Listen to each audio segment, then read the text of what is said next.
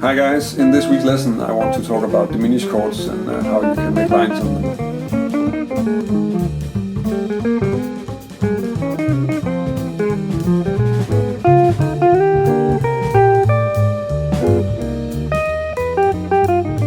So this lesson is coming from a short discussion I had with a friend of mine on Instagram.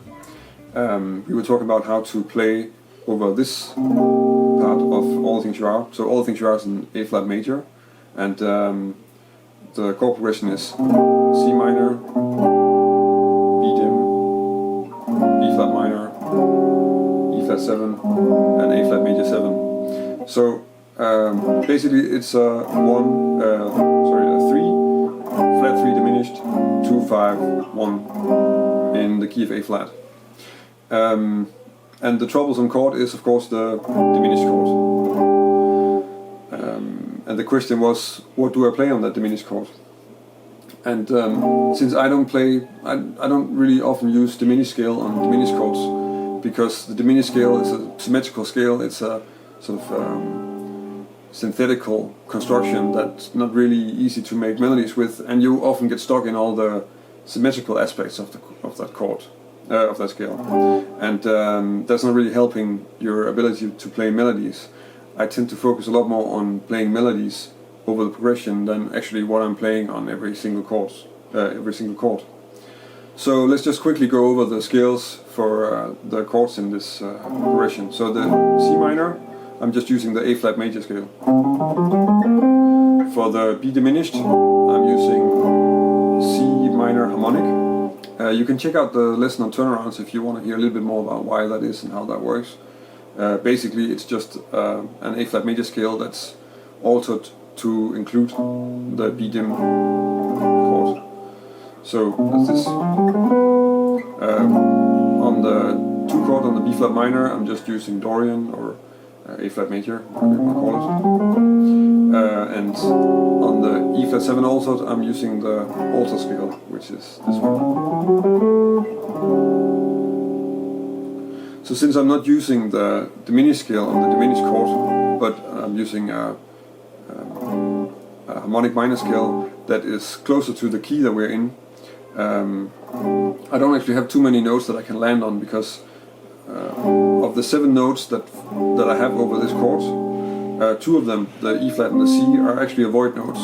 Those are the notes that are connecting us kind of to the A flat sound, but they're also not notes you want to land on that chord, because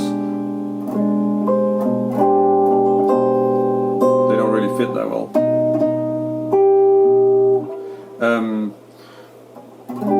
So what I'm using is mostly just the arpeggio of the dim chord and the G7 or G major triads, those kind of things when I'm making the lines.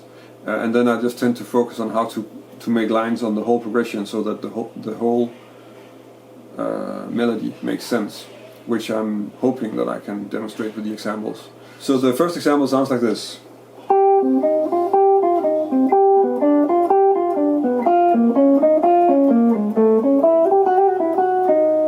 Fairly simple. On the C minor, I'm playing this sort of C minor pentatonic, which, I mean, C minor pentatonic is of course a part of the A flat major scale. And basically the idea is then that I just use that as a motif and try and move that to the B diminished by changing the C and the C and the E flat to B and a D. So it becomes, and then I repeat that on the B flat minor and make a different kind of ending by just using the A7 over the E flat altered scale chord, and then resolving that to the 5th of A flat major 7. The second example sounds like this.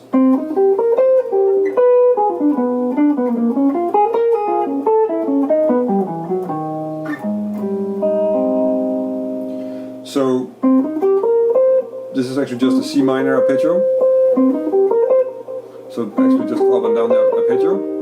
And then as a response to that, I think that's kind of the melodic idea that I'm using here. and this might be a bit vague, but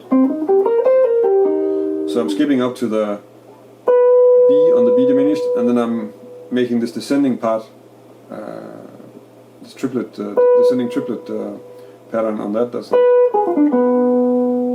and to me, there's a little bit like a response to the statement on the C minor. Then I'm repeating that statement on the B flat minor 7.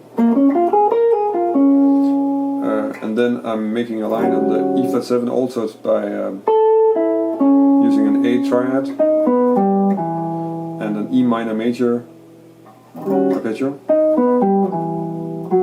and resolving that to the 5th of A flat major 7. The third example sounds like this.